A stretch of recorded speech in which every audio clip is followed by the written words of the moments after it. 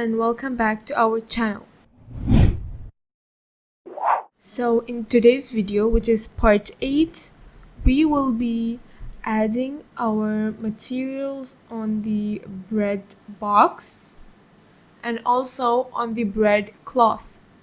So let's get into it. In the last video, we added the materials on the barrel. Now we're going to be adding the materials on the bread box and on its cloth. I'll be going to shading view, and you're going to go to materials and then new.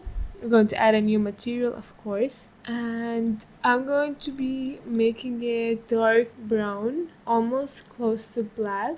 And the cloth, you can choose whatever color you like.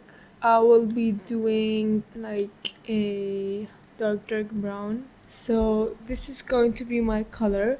You can choose any color you like. Now save it, so Ctrl+Shift+S, and we're going to do version 8 of Food on Barrel and save as.